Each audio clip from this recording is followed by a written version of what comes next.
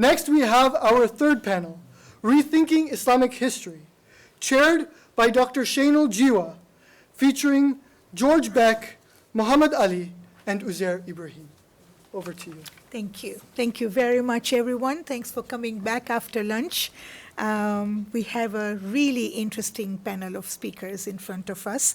Our first speaker, as was mentioned, is George Beck, who actually is on a dual degree program between Columbia and the ISMC. And he is particularly interested in looking at structures that underpin trade and international relations in the Islamic world before the advent of the nation state. And so that's what we will hear from you, George. Over to you. Good afternoon. Hopefully everybody's food coma has settled well. So in trying to understand where my analysis and project came from, I think it's relevant to say that one thing that's always interested me is understanding how things are put together. And when you look at my topic now, I think it's important to reflect upon the nature of our own societies, both domestic and internationally, and understand that in many respects, the order fundamentally relies on a handful of principles that operate in some respects at the exclusion of everything else. So my question fundamentally boils down into two separate roots. On the one hand, how do you structure a domestic polity without inherently relying on some sort of territorially defined jurisdiction, more commonly nowadays known as the nation state? And then turning that towards the international, how do we then structure an international order that doesn't have such a territorially defined jurisdiction as its fundamental unit? So those are basically the two fundamental questions that set me on my way and brought me to where I am. And that, in many respects, underpins my purpose. Generally, I would like to establish a workable framework or lens through which we can better understand statecraft and diplomacy in the pre-modern Islamic world as a structural matter. A lot of our discussions, when you look at some of the research that's been popularized recently, really is focused on what happened in this era. So take, for example, Peter Frankopan's Silk Roads. It does a really good job of explaining why many of the places that heretofore have often been overlooked should be considered as historically significant, but it does that through explaining by demonstrating principally the amount, in many respects, of material culture that it developed in terms of artwork, intellectual influence, etc., and also its influence on shaping what came to be the European norm. But what I find lacking about some of that research is that it doesn't necessarily talk about the framework in which all of it occurred. So what I wanted to do is I wanted to try and ground some of that discussion of what went on in terms of how it went on or through what framework it operated in. So that's what led me here. And the benefit of this is that I believe it will address an important gap that exists in literature as it relates to the study of international relations, which really only got underway after World War I, as everyone was trying to figure out what brought them to that point. When you look at the history of the discussion of non-nation state entities, a lot of times it's very lacking. There will be an acknowledgement that things were indeed different. Somebody has an email? That were indeed different, but they don't do I don't think they do a great job in terms of describing how they were different. And just look at, for example, Weber's discussion of sultanism, and in many respects how that's such an inadequate discussion of how the Ottoman Empire functioned as an entity. This is because the general tools with which we understand international relations and domestic politics very much are a byproduct of the European experience, the evolution over the course of centuries that led us to the territorially defined sovereignical subunit known as the nation state. And in keeping with Hegel, you can't necessarily project this backward. So trying to apply a framework that was born of one tradition to a foreign tradition is an inefficient way to understand the system because, as history shows us, it doesn't match up as effectively, especially when we look at the idea of overlapping authority and influence in a domestic polity in the Islamic world in the pre-modern era. So the benefit of my inquiry, I believe it goes a long way in terms of addressing this lacuna that exists in literature and provides a useful framework for understanding the vast array of other things that went on at this time, such as international trade and diplomacy. Two works that sat at the heart of my inquiry are Newman and Wiggins' The Steppe Tradition in International Relation, and Christopher Beckwith's Empires of the Silk Road. Both of these work take a very macro perspective to history and do their best to try and demonstrate the influence that nomadic and semi-nomadic entities had on shaping the greater history of around them. One of the things that kind of underpins both of these authors is this idea of pushing back against this idea of barbarians on horseback. There were entrenched norms and traditions that governed these polities, and in many respects they brought those with them, and then they were then hybridized with sedentary traditions that existed previously. Norman and Wigan actually go so far as to point out that many of the imperial dynasties that we consider to be, quintessentially sedentary also had nomadic heritage themselves. So, for example, let's take the Iranian plateau. The Sassanid dynasty, the Parthian dynasty, as well arguably the Achaemenid, were all born of nomadic or semi-nomadic entities that migrated into the region. And if we look at the broad spectrum of history, this idea of a nomadic entity or semi-nomadic entity eventually moving into a sedentary space and hybridizing and settling in that space basically is a common thread of Islamic history from the collapse of the caliphate, or the Abbasid Caliphate, really to the end of the Mughal dynasty, or arguably even the Ottoman dynasty after World War I. So understanding that steppe influence and how the steppe tradition shaped these polities is a really important consideration, because it goes a long way in understanding how they worked, not just as an intellectual matter, but also as a very practical matter. And in terms of practicality, Beckwith, I don't believe, goes into as much detail with respect to how things are put together that Norman and Wigan do, but he still has an important contribution to play in terms of his Central Eurasian culture complex, because that helps shed further light on one of the aspects that figure prominently in Norman and Wigan's analysis, which is the military elite. So I really like Beckwith's classification of, the military elite as the hero and his friends, because, perhaps a bit tongue-in-cheekly, when you look at a lot of the histories of the major dynasties in the Islamic world, they did center around a central figure and his comitatus. So, for example, you had Ismail and the Qizilbash.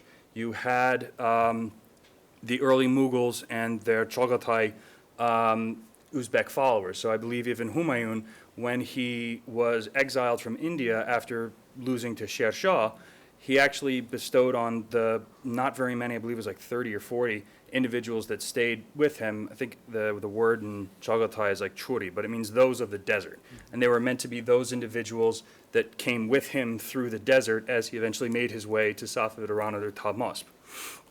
So, I think these two works go a long way towards influencing how I approached the historical material that I chose to focus on, as well as my own expanding upon their ideas, which is, not to scare everybody, involves a little bit of chemistry. So in reading Norman and Wigan together with Beckwith, as well as other sources, what I believe what they're describing is, when you look at a steppe-influenced polity, instead of thinking about it as a territorially defined jurisdiction with a sovereign at its head, it's better off to look at it as a networked hierarchy. So this networked hierarchy doesn't necessarily rely upon territory, because remember, when you're dealing with a nomadic society that migrates seasonally, territoriality doesn't really matter. You're not going to have an empire very long if your cousin can go to a different part of the steppe and all of a sudden he's his own ruler now, or is beyond the authority of your jurisdiction. It's the personal ties to those around you that underpin your power, and those exist independent of what's going on. So I think that that's a good place to start. And Norman and Wigan are very broad in their discussion of this. They trace about 6,000 years of history, and I think that some of it is perhaps a bit tenuous, but it serves to demonstrate their point that relationships in these polities were very much interpersonal. But the real meat of their discussion, I think, comes to bear when you see what happens when these polities start to leave the steppe or interact with groups that are dissimilar to their own. And that's where I think this networked hierarchy really holds a lot of sway. So if you look at the diagram, you see that it's individual balls that are connected to each other. So as it relates to this, imagine that each of those little balls is a self-contained, self-defining aspect of society. So let's take, for example, the Safavids. At the top, you have the Shah. He sits at the top of the network. But underneath him, one ball could be the Safavi Sufi order, another ball would be the Qizilbash, another ball could be the Turkoman quasi-Sunni, quasi-Shia military allies that he relied upon, another ball could be the Persian bureaucratic class, and that sometimes is a problematic term because calling it Persianate, like Marshall Hodgson, doesn't necessarily give it an ethnic moniker. It's almost as if like a moniker of norms, for example. So you look at the works of like Manichaea, where she speaks about how these cultural norms and traditions transcend territory. That kind of underpins that ball in and of itself. Then thinking of these individuals purely as ethnically Iranian or ethnically Persian individuals who worked in a bureaucratic capacity, because even nowadays there's conflict with respect to, for example, where does Persian stop and Tajik begin? But in some respects that's a byproduct of contemporary national conflict. But each of these balls were hierarchically arranged underneath the ruler. Each of them had their own local networks and sub-networks that were beholden to them, and each of them interacted with each other in order to accomplish some aspect of self-interest. When you had an outside military dynasty come in, even though they were secure in their positions solely because of hard power is a fickle friend because you can lose it. So in interacting with local sedentary populations, what we see is oftentimes it was necessary to derive some source of legitimacy that stemmed from local norms. So in the Safavids, you can see the transition away from perhaps more the militant aspects of Safavi Sufism and a transition towards more traditionally understood Ithna-Ashari forms of Twelver Shi'ism. And it worked both ways. So in exchange for coming up with ways of legitimizing Turkoman rule, there's patronage. Everybody scratches everybody else's back for some reason. And it's actually kind of interesting to look at the philosophical development of it, because traditionally when you look at Ithna-Ashari philosophy, there technically can be no legitimate ruler beyond the Mahdi, but what we start to see is the emergence of this idea of custodial authority. Like if you're the custodian of the community, you can be legitimate. And you see in the sources a lot of this thinking start to come about during the time of Ismail, Tahmas, and Abbas. It's actually kind of interesting. But yes, keep in mind moving forward that unnecessarily complex molecule, because it has a lot of bearing in terms of understanding how things are built. So, as I've touched on a bit, we see this model come into play with regard to the Safavids. Instead of the Shah's power being territorially defined as him being the head of a unit known as Iran, instead he sits atop a hierarchy itself with local networks and local influence that are then beholden to him. So in some respects, his authority over a territory is somewhat indirect. Yes, they did hold land in and of their own right, but more often than not, you saw the distribution of land and the integration of local landholders into the imperial network. So even though you could say, for example, that when Ismail established himself in the plateau, he established his son Humayun as the viceroy in Herat, in many respects, Humayun was just being placed at the top of something that existed previously, and it was in many respects building upon the existent Timurid or Aqayunlu infrastructure that existed previously. If there wasn't a constitution of new order, in many respects, sovereign authority was custodial rather than constitutive. So, yes. And then this is just another depiction of it, just showing like the different elements that are in play. All of these individual actors interact with each other in order to accomplish some aspect of self-interest. And it's really interesting to think about the fact that in many respects, these individual boxes don't need the others to exist. The ulama exist in their own right, given their training and knowledge. The Shah is going to exist in his own right if he maintains his ability to wield hard power. And obviously the Persian bureaucratic class has existed no matter which nomadic dynasty happened to be the flavor of the day. So yeah, I think that idea of it being self-contained is pretty essential to the step model, and the idea that the ruler's responsibility was to be able to balance as well as play these groups off of each other. Because in order to remain on top, he had to be many things to many people.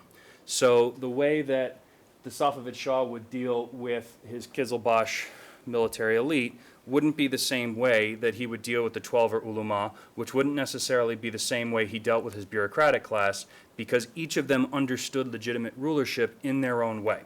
And you see this manifested after the Battle of Chaldiran, for example, when Ismail was defeated by the Ottomans. In many respects, that undermined his Sufi authority because the millenarian mystical strength that came with being undefeated was no longer there.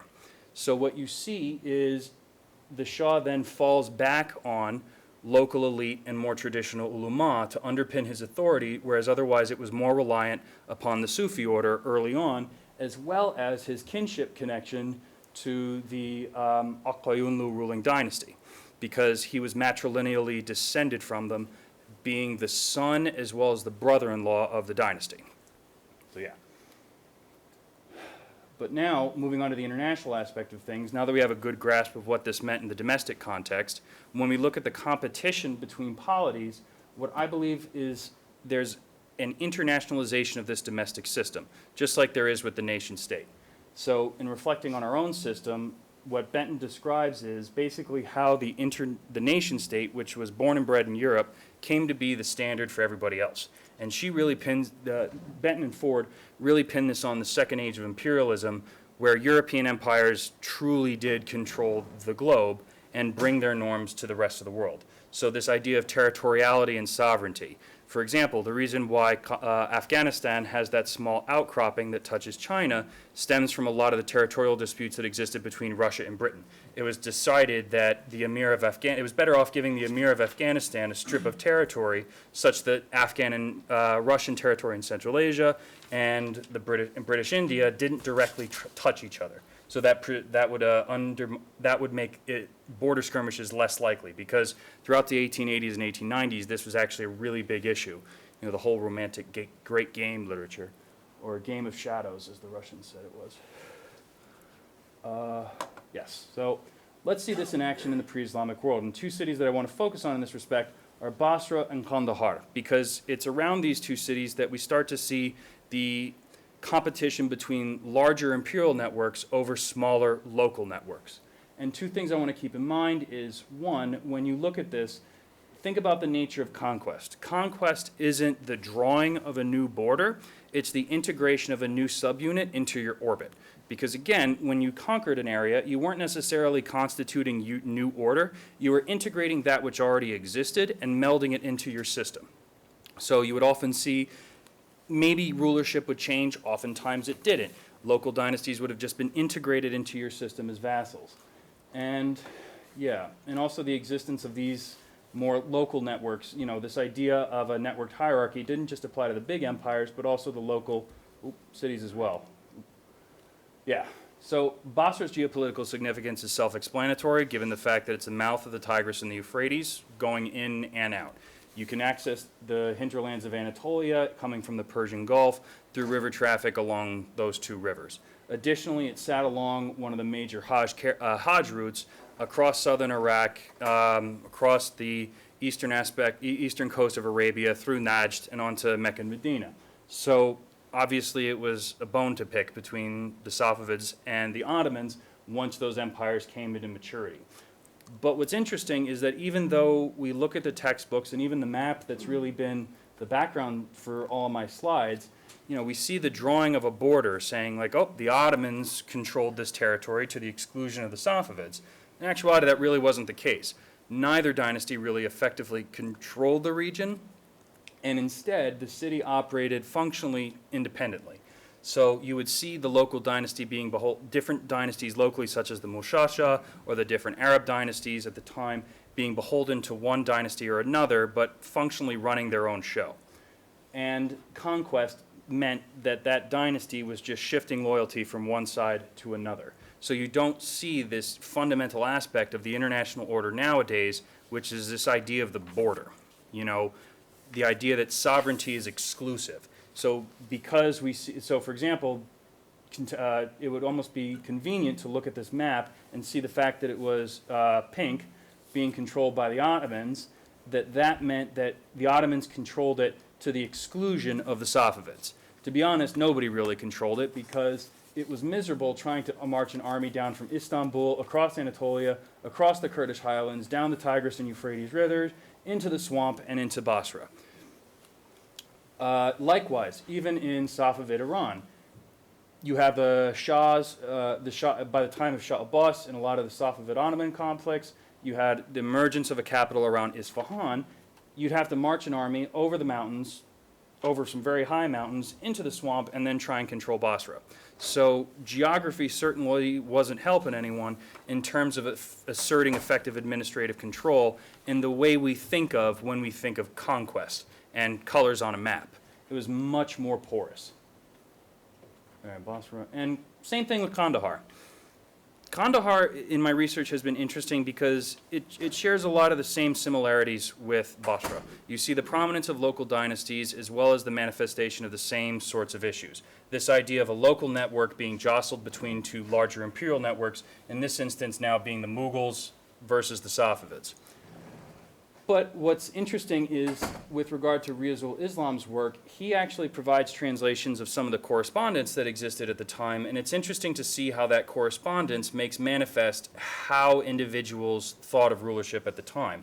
When you read a lot of these, they're speaking as individuals. So when Abbas takes Kandahar, when Jahangir is dealing with rebellions at home, he speaks as if he's trading properties. You know, this isn't this idea of we're going to set a border like you see in 19th century European disputes, or, for example, what happened after World War I, this idea of where are we going to draw borders in the Austrian Empire, who gets Alsace-Lorraine, and how does that affect where we put the line. Instead, it's almost like they're trading marbles. So the marble exists in and of itself, but it passes one to another. You don't see this utter reconstitution of order when the marble changes hands necessarily. Now, I mean, you can argue some of it with regard to the Safavids and millenarianist Shi'ism, but pragmatism went hand in hand with ideology. So, yeah, I think that idea, what Riazul Islam points out, is really beneficial in that regard. And just to conclude, I guess some of the things that would be, I guess, in the footnotes, or what I would like to include, is how can we expand the importance of this model? And one of the things that strikes me is this idea of the European companies.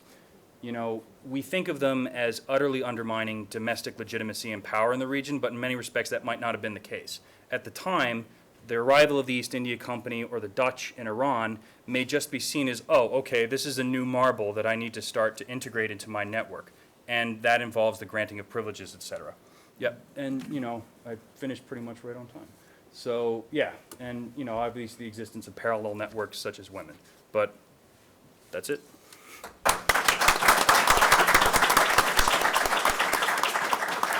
Thank you very much. We'll take questions at the end. Yeah, thank you. All right, we now get to listen to Muhammad Ali Sohail, who has a master's from the Institute and from SOAS. And he is particularly interested in looking at digital platforms and how they impact on collective memory within the realm of civil society. And today, he is applying that to looking at the first Islamic hospital, whether it's a myth or reality. Over to you.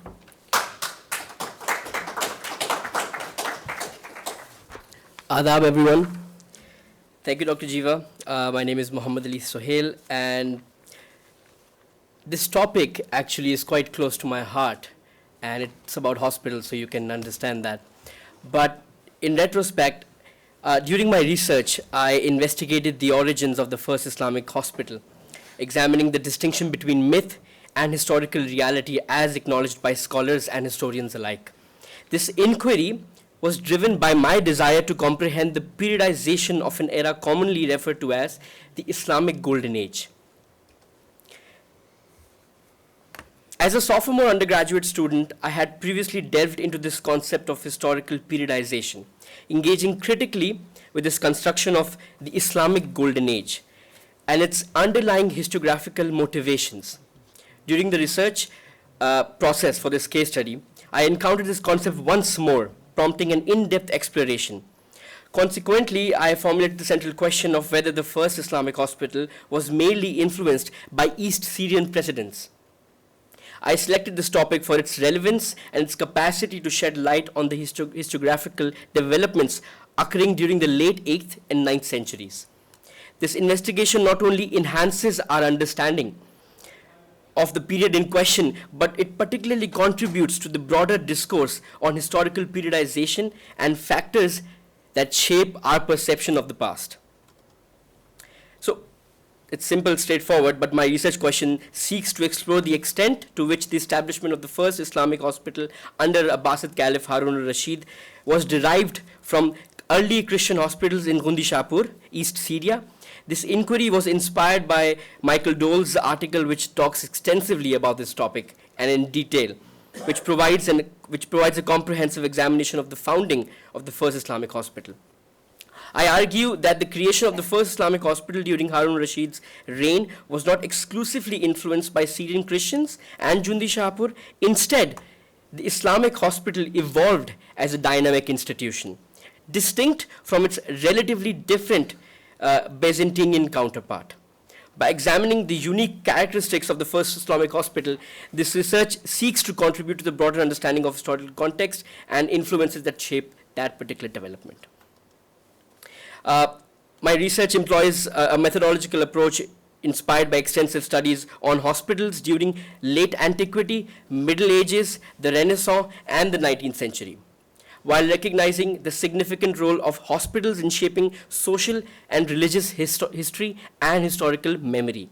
These studies have been cautious in attributing major changes solely to hospitals. As a result, the present methodology adopts a comprehensive approach considering the emerging traditions of hospitals, foundations in early Byzantine and early Islamic caliphates.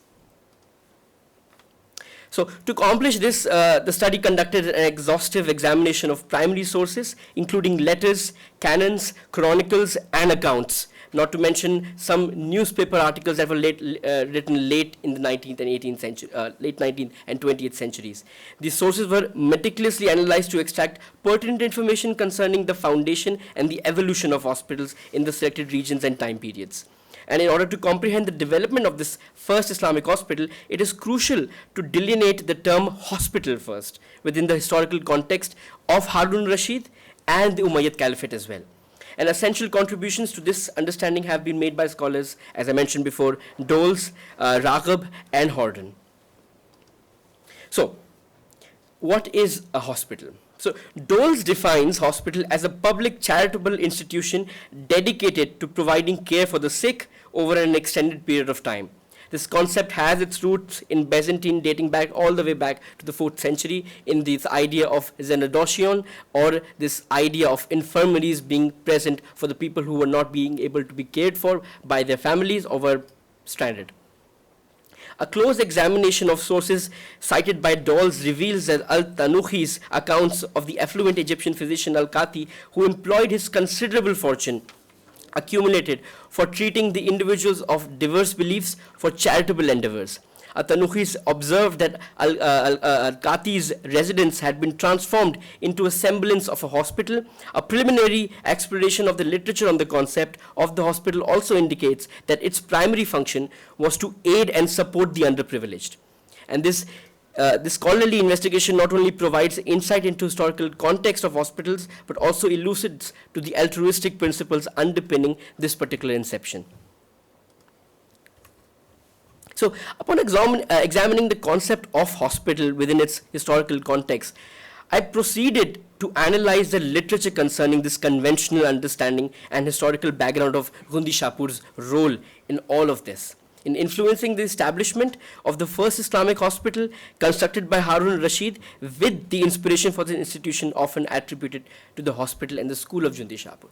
So the simple idea was that in Jundi Shahpur, people had this magnanimous, over-the-top ideas of medical school being founded. There were people came from all over the region to learn from these East Syrian physicians. And this idea, this sort of ideal situation created, from which the Abbasid Caliph was quite influenced. As the capital shifted from Damascus to Baghdad, Jundi Shahpur's reputation garnered significant recognition, leading Christian physicians from Jundi Shahpur to be consulted by the Caliph. Among the prominent medical families were Ibn Bakhtishu. Jibril ibn Bakhtishu was summoned to Baghdad in 787 to oversee the establishment of the state hospital under Harun al-Rashid's patronage.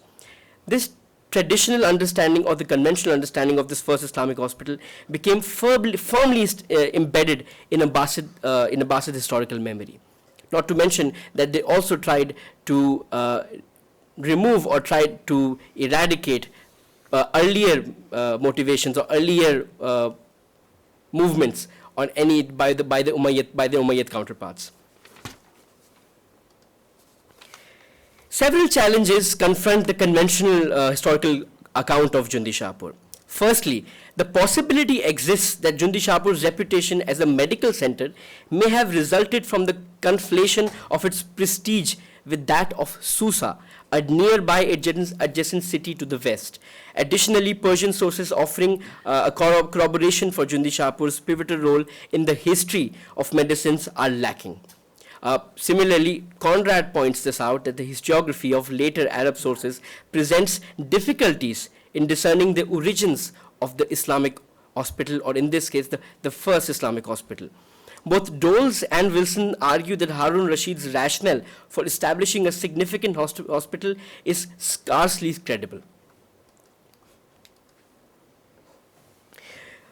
While it is evident that Jundi Shahpur hosted a Syriac theological school with an associated medical learning tradition and a Xenodoshion as well, it is crucial to understand that the prominent figures, such as the members of the Bakhtishuv medical family, portrayed Jundi Shahpur as an exemplary site of scholarship and learning.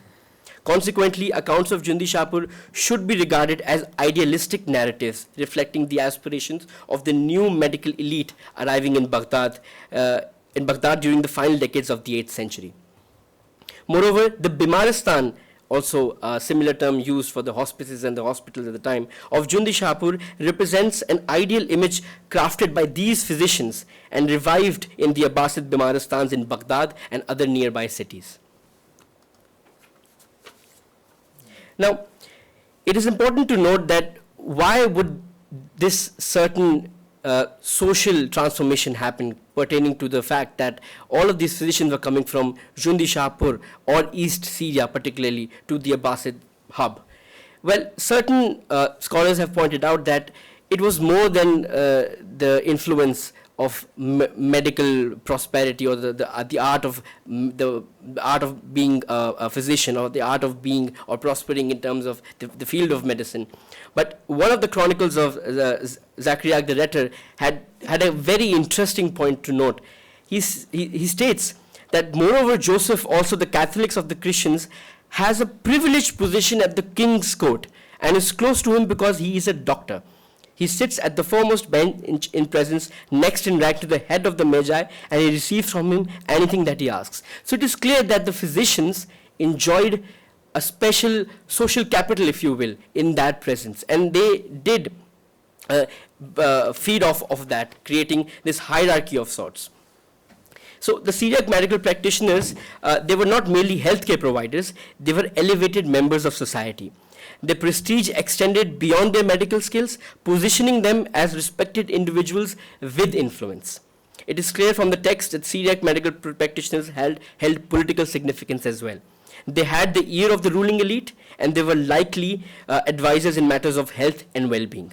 This indicates a close relationship between medicine and the political dynamic that existed in this particular historical context. Furthermore, the mention of Syriac practitioners in the king's court suggests that they were not marginalized or hidden figures, but rather prominently displayed as symbols of expertise and knowledge, being at times, as those mentioned, being showed off in the king's court.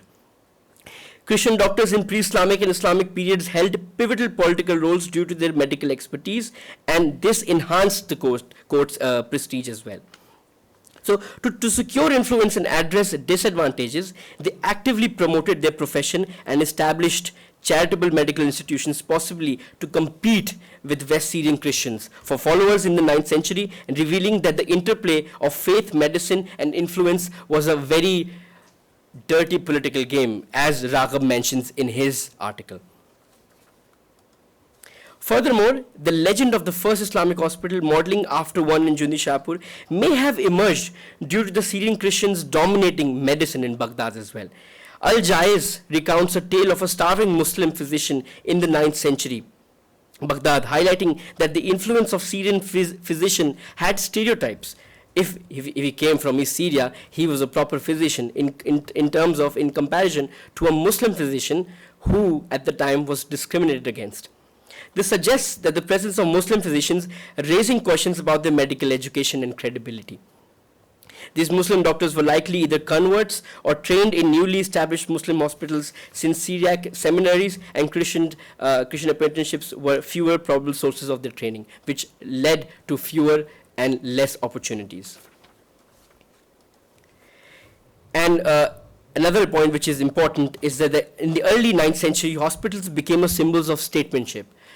The translations in the Abbasid period marked a struggle for authority led by Humayun bin Ishaq.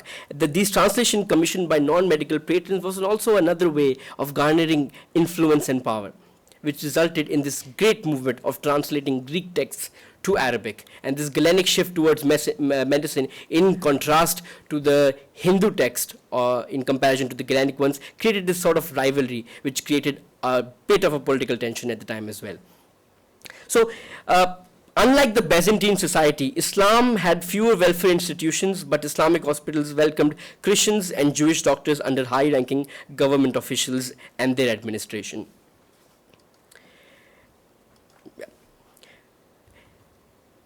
All in all, the important thing is that, reflecting on the potential limitations of the study, it is important to acknowledge that my initial observations prior to engaging with the literature may have been cursory or superficial in the beginning. However, as I delved deeper into scholarly commentaries and primary texts, especially primary texts, such letters, annals, and chronicles, the gaps, the historiographical motivations, and the retro-projections became increasingly evident. Several aspects, including the semantic development of the term like Bimaristan and Xenodocion, warrant further examination and analysis. Through my interaction with various sources, I have come to recognize that the contemporary notion of the Golden Age often carries with it an ideological armor, which can result in the perpetuation of generalized statements. It is to produce more comprehensive and accurate understandings of such topics, it is essential to carefully examine the historical context and available evidence, while remaining cognizant of the potential limitations and biases inherent in the study. And as one of our professors, Dr. Umar, says, that it is the continuum which matters and it's significant. I can see him nodding. And in conclusion, upon examining the primary sources and pertinent literature, it can be concluded that there is limited reliable evidence to indicate a direct connection between Christian doctors from Gandhishapur and the foundation of the an Islamic hospital, or for that matter, of the first Islamic hospital. Christian doctors from Gandhishapur and the foundation of an Islamic hospital did create a link. However, there were several factors that contributed to the rise of hospitals, apart from the fact that they wanted to be based on social and political factors. But as an importance of medical professionals within the royal courts increased, it is very important to recognize that the establishment of the Islamic hospital was predominantly driven by competing self-interests rather than scientific altruism. Thank you so much.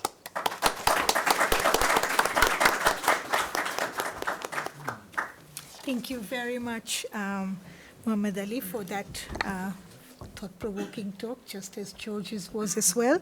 And we now have Uzair speaking to us. Uzair is a current Farhad Daftari doctoral scholar, well, student certainly in Arabic and Islamic studies at the University of Exeter.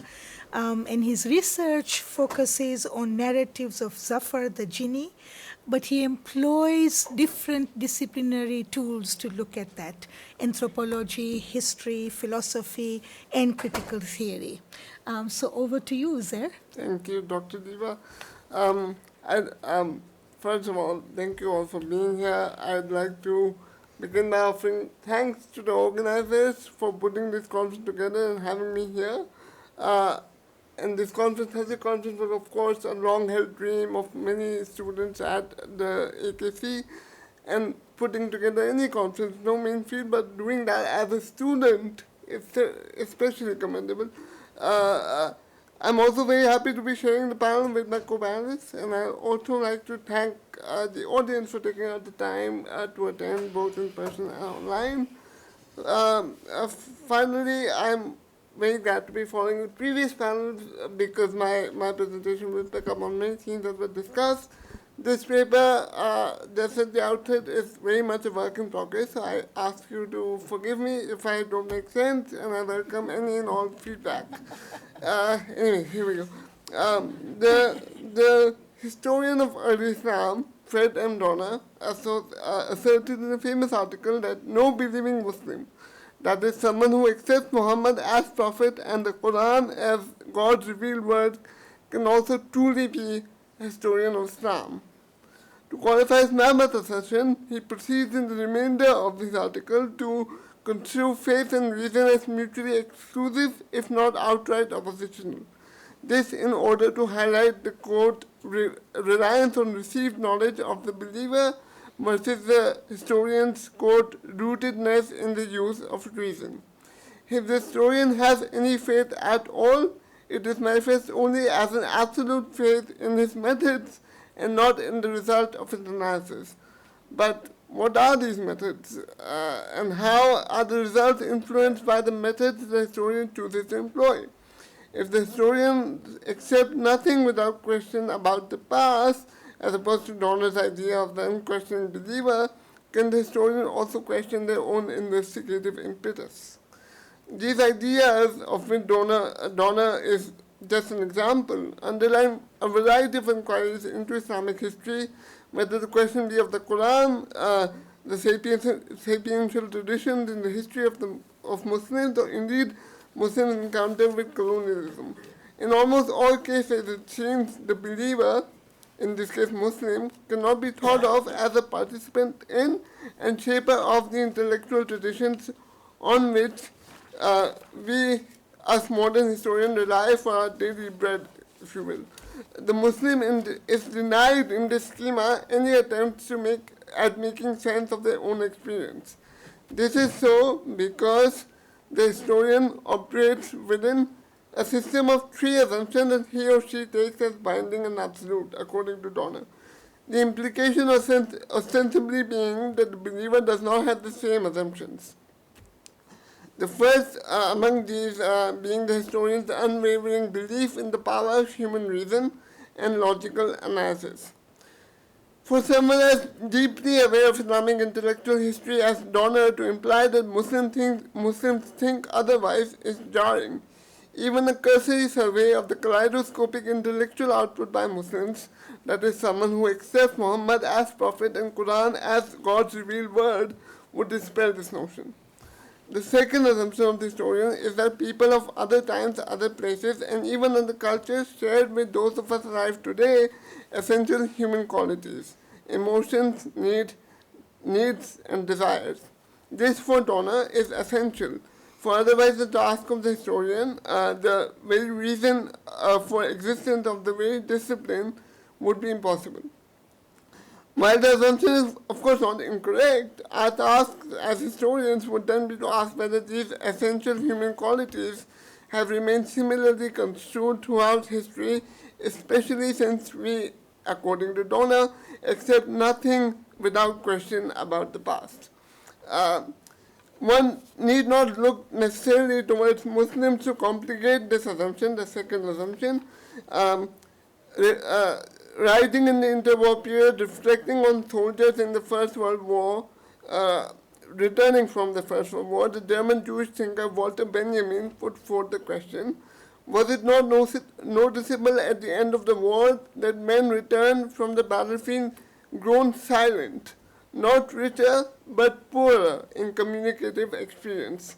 My point is that even less than a century ago in the Western world itself, there was some level of recognition from a philosopher of history, no less, that human experience, what one might reasonably understand as an admixture of essential human qualities of emotions, needs, desires, had transformed in the wake of modernity, in this case modern warfare. Closer to home, Margaret Pernod has recently shown how the articulations of emotions, needs, desires by Muslims in colonial India changed in intensity as well as in quality as a result of encounter with colonial modernity. The historian's third article of faith, per Donner, has not aged well. Donner puts it unequivocally he says it is not merely the people of earlier eras that resemble the people today, the physical world in which those people lived also operated according to the same principles we can see in operation around us. This is simply not the case. We know that the exponential acceleration in climate change should make us approach such blanket assumptions with skepticism. But even if we disregarded climate change and views Donner's statement in the light of modern life, his assumption would still be invalid. To consider a very mundane example, the fact that people, you and I, are not able to view the night sky full of stars, which once would have inspired marvel and wonder, both important emotions in Islamic intellectual history, affects precisely, in Donner's words, the essential humanness of humanity across time and space, their emotions, needs, and desires.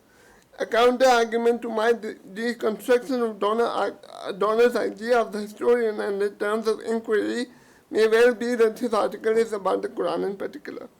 Correct as that may be, it cannot be ignored that this overarching view of what history entails has been endemic to how we do scholarship in Islamic studies writ large. Donner contrasts the historian's rational scientific method with the believer's faith in the supernatural, which cannot be verified or de-verified by the tools of the historian, and so the twain shall never meet. But while Donner is clearly and rightly trying to investigate the epistemological orientation of the believer, the same rigor he does not apply to the historian. In his schema, the supernatural is cast out of history and the historical out of the supernatural, but this is not some natural principle, but a contingent epistemological process. Reflecting on just such a process among British intellectuals in the late 19th century, historian Priya Sathya observed that the task and purpose of history is to discover a meaningful narrative structure, that rational principle behind events that seem and are chaotic and contingent.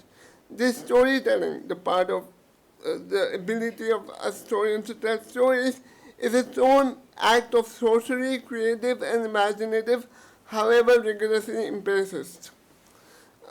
If the historian has absolute faith in the immutability of the laws of nature by which we know that the supernatural is being referred, and so they cannot inquire into anything that is beyond the physical, which is the metaphysical, can we, as historians, ever be able to study the jinn, and by extension, the Ghayb?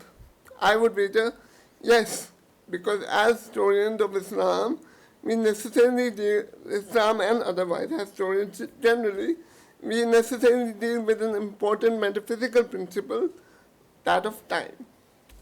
History, as thought of in the way that Donner is describing it, carries within it a particular idea of time. The word that would most readily denote the historian's idea of time is perhaps progress, which, in the words of the historian Samia Khatun, is a powerful story of collective human motion along the axis of time.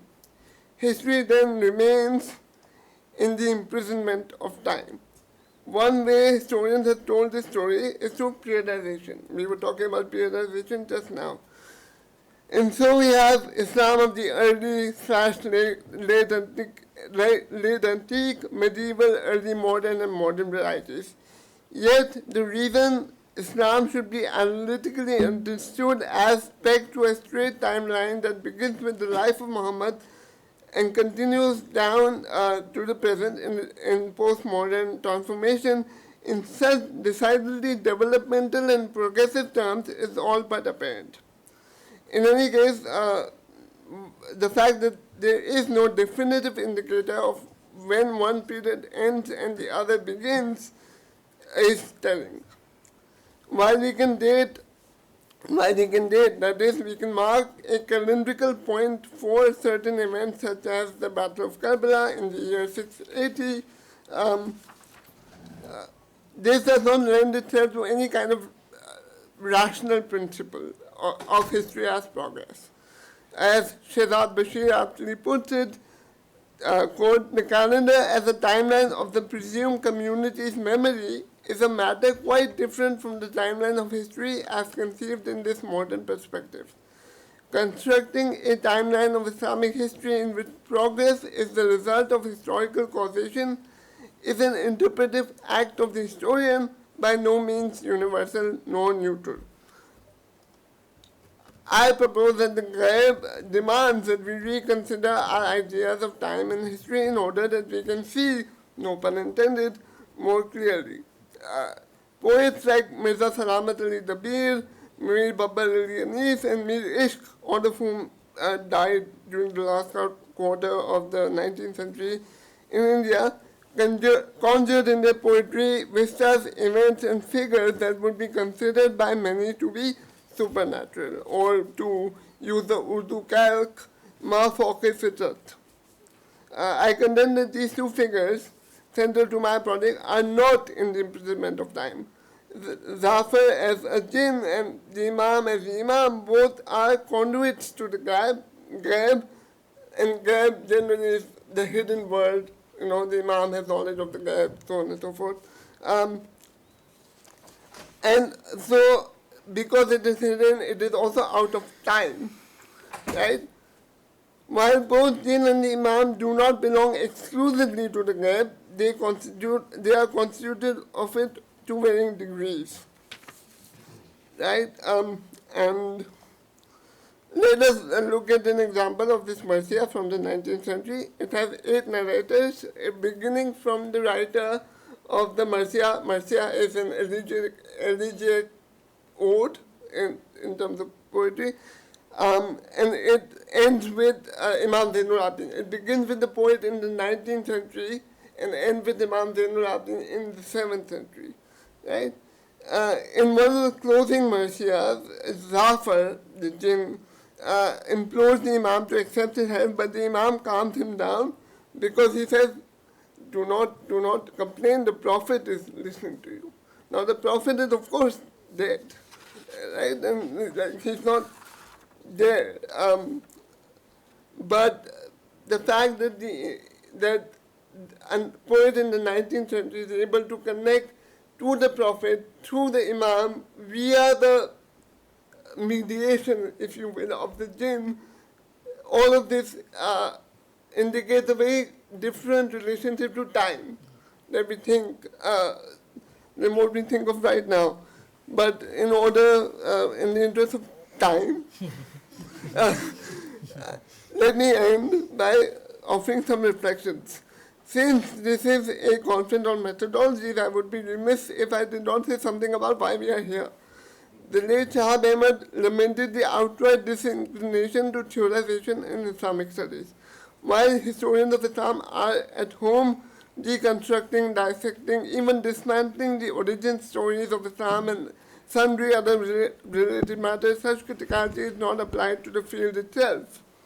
It is important to acknowledge that the academic nature of what we are pursuing, pursuing a doctorate as I'm doing, entails. In many ways, my effort to use the metaphysical statuses of the Ghayb, the Imam, and the Jinn are ultimately in the service of modern academic conventions and standards in the humanities.